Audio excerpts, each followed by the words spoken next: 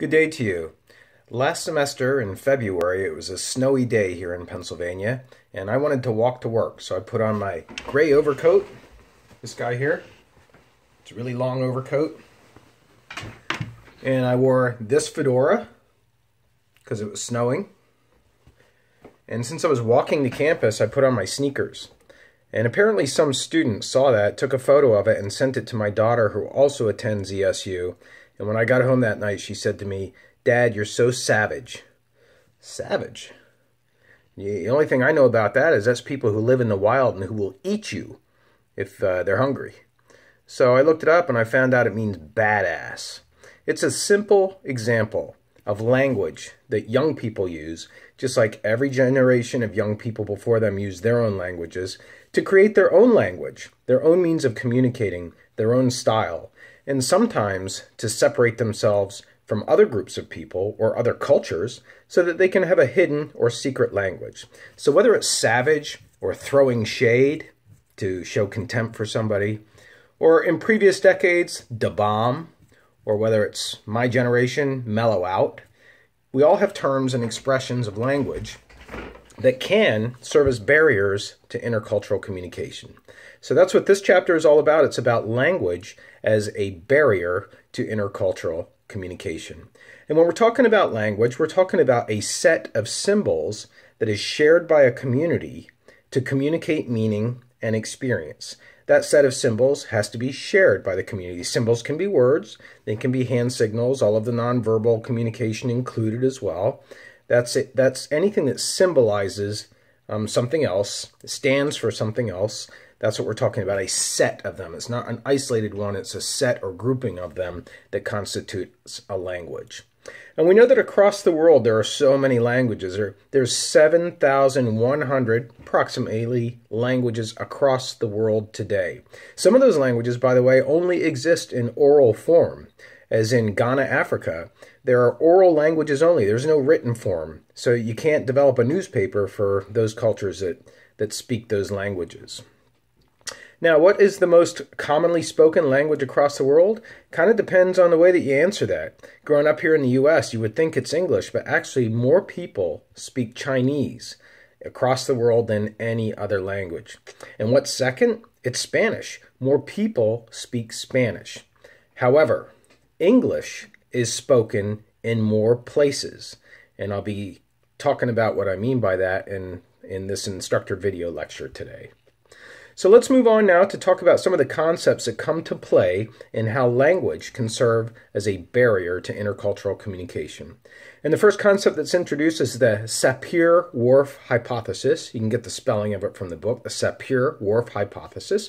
These are two researchers. One person was not even an academician, but he hooked up with a Yale professor, and together they started working on this hypothesis, which is an explanation for how something works. That's what a hypothesis is, that you want to then test. And this hypothesis says that the structure of language, the structure of it determines is the key word here, our thoughts and actions. So really what that word determines is saying is that we don't have a lot of choice about our thoughts and actions because it depends on the language that we learn. And one of the key aspects of this hypothesis is taking a look at a rich vocabulary that exists in a culture. That is, a lot of words that a culture uses to describe a certain phenomenon that maybe another culture does not have the opportunity to use. There's only a couple words. And the classic example is the Eskimo words that are used to describe snow. A lot of them are listed in the book, but there's said to be many, many more words that are used to describe snow.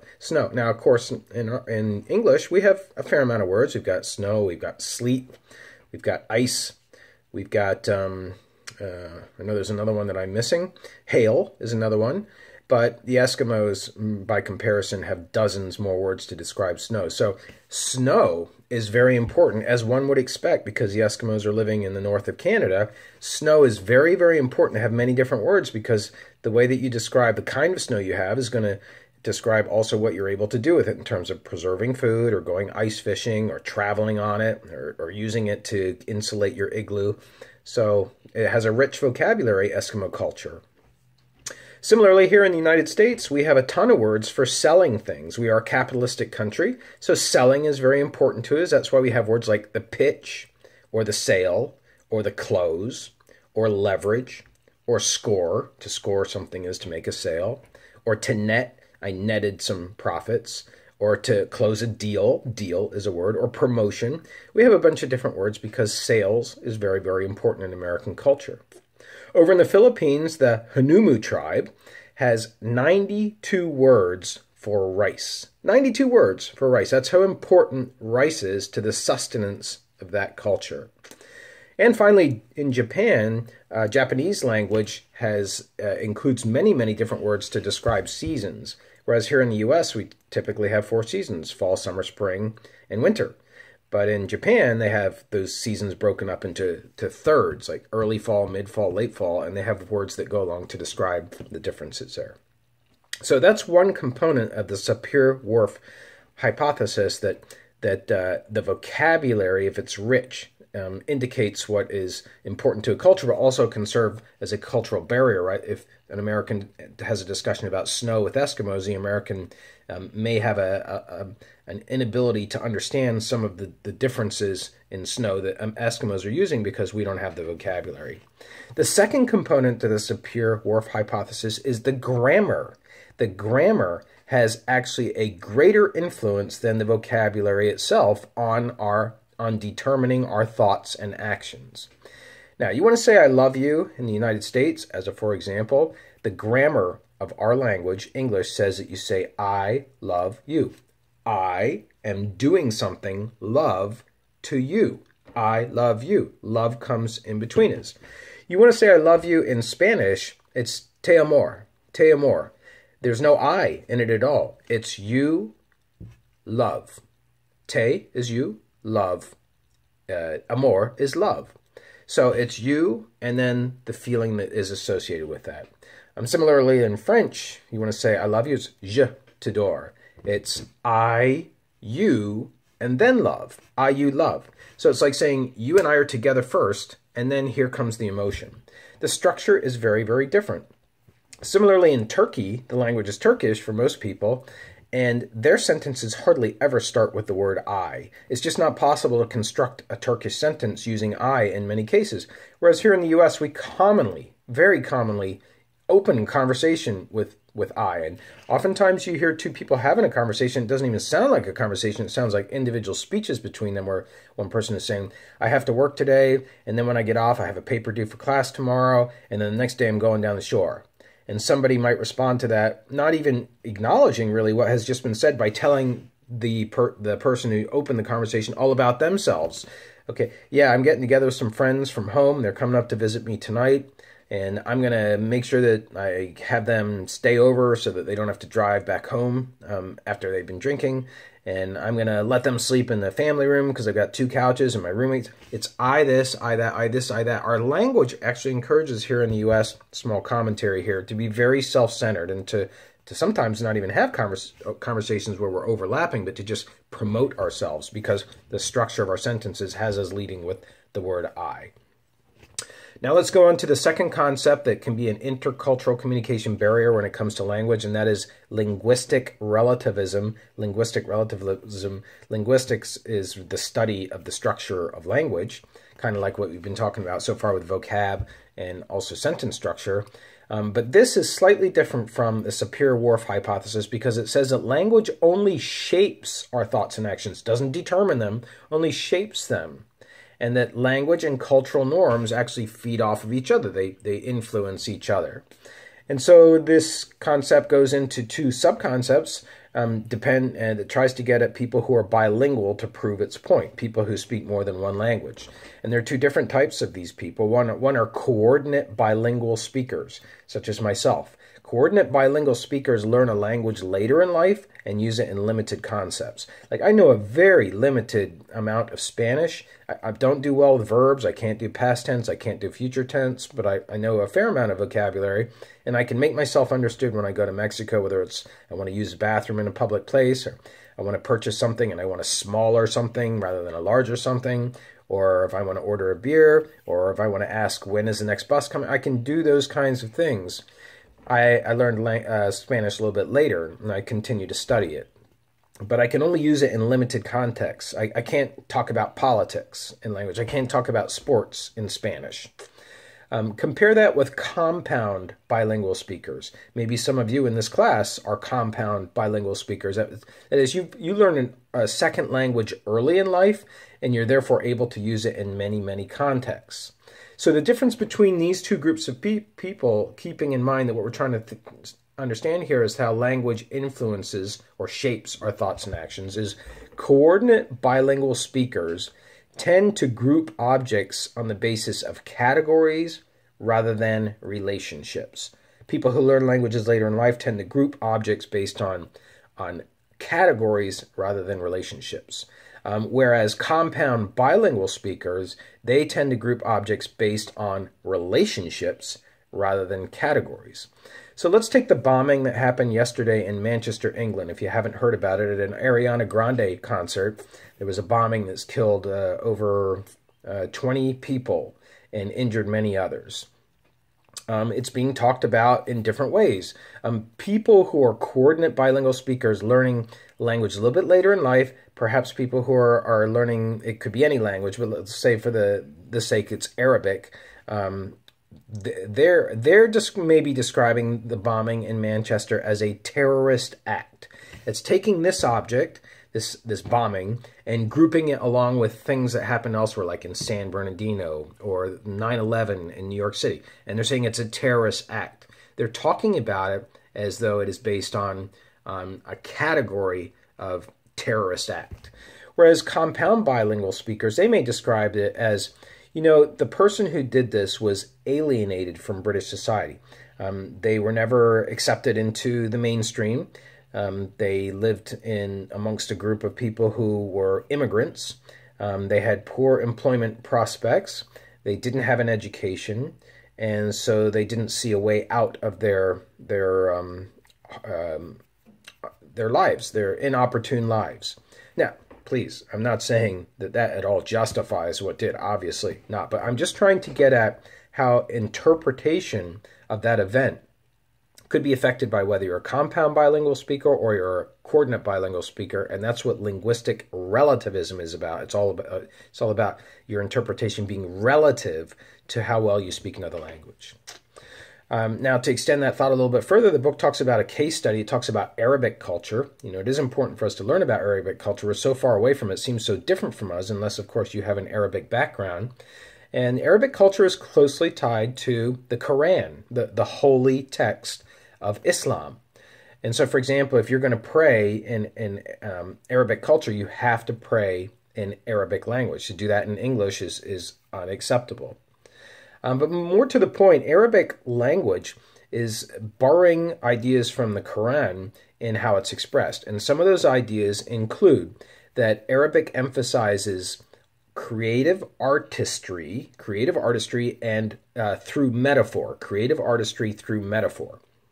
So a simple example that the book talks about is here in the U.S., if you get together with somebody regularly, let's say you play golf, and they didn't play with you this week, and they played with you the following week, though, and you express to them, hey, we missed you. Okay, that's a very direct statement. We might say in the U.S., we missed you. In Arabic, they may say, you made us desolate through your absence. Whoa, that is so dramatic. It is creative artistry, I guess you could say, through metaphor. And there's a saying that describes this about Arabs, that when an Arab says yes, it means maybe. And when an Arab says maybe, it means no, because there's a lot of creative interpretation that goes on there. All right, now let's go on to the next concept, describing intercultural communication barriers as they relate to language, and that is the muted group theory. The muted group theory basically says that language does not serve all members equally in society, and those members in particular tend to be women and minorities. So let's say, for example, you want to call a group of females a friendly term. You walk into a room, they're all there, you want to say something to them. What do you say? Hey, girls? No, girls has like a young connotation. Hey, gals? No, that's like a southern connotation to it. So what do you end up saying? Hey, guys? Well, guy technically is guys. So we have a word as males that describes other males in a friendly posture. Hey guys, you want to go out and get something to eat? That's a very friendly term. Hey gals, hey girls, there's no equality there. Similarly, when it comes to minorities, let's take the N word, one of the most repulsive words of racism in the language. It's so repulsive we don't even like to say it out loud, unless, of course, you're some hip-hop artist that use it as a cultural and artistic commentary on the plight of African Americans. But what is a counterpart prejudicial word to describe whites? Honky? No, it doesn't have the same equality in terms of the offensiveness of meaning. So minorities is another area. And you can also take religions, right? When I sneeze, I'm an atheist. When I sneeze, people say to me all the time, bless you. Well, I try to come up with a counterpart to describe what it's like for somebody who's religious to hear something that I would be expressing goodwill-wise to them when they sneeze, that shows that, hey, you know, there's another way of looking at things. And I can't come up with nature shine on you. No, it's not the same. Language does not have equality is the theory of muted group theory, and it can get in the way of intercultural communication. All right, moving on now, we're going to talk about problems with translation in language now. Problems with translation in language is demonstrating that language, you can't simply take a word in another language and explain the first language using the word in the other language, because there are problems associated with translating that original language. So the first problem is vocabulary equivalence. Vocabulary equivalence. Sometimes the word just doesn't exist in the other culture. For example, in American English, we'll use the word wonder. You know, I wonder if the Phillies are going to lose again tonight. The closest word to that in Japan is doubt. Okay, so I doubt that the Phillies are going to win tonight is the way that they come out in Japan. There are some subtle differences, even though you may say wonder, knowing that the Phillies have lost a bunch of games in a row, and you do have doubt. In Japan, it's more overt. It's more, you're more directly saying that you have doubt that they're going to win. Next up is, as an example, is the Mexican word amigo. In Mexico, every person you speak to is amigo or amiga. Amigo, amiga, whether you know them or not. A shop owner, amigo. Person walking down the street who you want to know if they want some shoes that you no longer want. Amigo, you want these? It's a very friendly term. It's a disarming term. But here in the U.S., if we were to translate it friend, and you don't go around saying friend, friend, would you like to go for a walk with me? Friend, what do you think about the rain that's coming down today? We don't speak like that. Friend has a much more formal expression to it. It's a word that we reserve only for people who truly are our friends. Well, with the exception of Facebook, that's kind of changed the definition of friend. But the point is there's no equivalent between amigo and friend. There's no vocabulary equivalence. Next up in terms of problems of translating language is idiomatic equivalents. Idiomatic equivalents. Idioms, which is where that word idiomatic comes from, are local sayings, and by local I mean unique to a culture. So here in the U.S. we have a ton of them, and they just aren't translated. Like, the old man kicked the bucket. They died. How do you translate that in another culture? Kick the bucket, they won't understand it to have the same meaning. Or that person is out to lunch. They're crazy. Or this person is not the brightest bulb on the Christmas tree. These are idioms. They're sayings that have grown up in our culture through metaphors and imagery, and they're not translated to other cultures. And the same thing is true for other cultures, idioms being translated into American. Next up, as a problem of translation of language, is grammatical syntactical equivalents. Syntax are the rules of language. Syntactic rules are the rules, predicate, object, etc. So here in the U.S., when we speak English, we have some words that can be nouns, verbs, and adjectives. Let's take the word case, right? That case is closed. They never found why that person went missing. That case is closed. Or that briefcase belongs to this person. That's the word case as a noun. But you can also use it as a verb. That house is being cased. I see those people, it looks like they're casing that house. They're looking at it to determine the patterns because they might want to rob it. So that's case as a verb. And then we also have case as an adjective, like as in case law. It's a type of law that is generated based on previous court cases. So Other languages don't necessarily have that grammatical syntactical equivalent, so it creates translation problems. Next up is experiential equivalents. Experiential equivalents. And that's where an object or an experience exists in another culture. It exists in one culture, but not in another culture. For example, in the UK, they have Boxing Day as a holiday. You know what Boxing Day is? It falls right around Christmas time. I think it's the day after Christmas. That's where you give a small gift to the service people in your life, the people who serve you every single day, like the postal carrier who brings your mail. You give them a small gift. We don't have that here in the U.S., so how do you translate it? You can't. Or in Mexico, they have the Day of the Dead. The Day of the Dead has been likened to Halloween here in the U.S., but it's not the same. The Day of the Dead is remembering and in some cases speaking with your ancestors.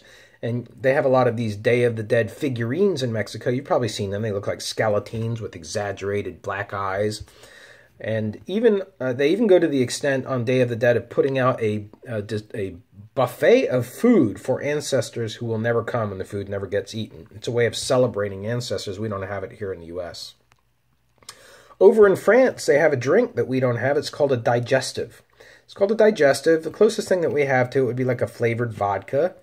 And what the digestive is used in France is after you eat a big meal, instead of that meal just sitting in your stomach and rotting, the idea is that the digestive should break that up in your stomach so that you can have a relaxing sleep later on and your body can function normally. We don't have that here in the U.S. So there is an experiential equivalence between countries that blocks intercultural communication often. And then there's conceptual equivalence. Conceptual equivalence is abstract ideas that exist up here in the clouds. You know, this is a tangible idea, a bottle. It's something you can hold. An abstract idea is something that you have to use your mind to create.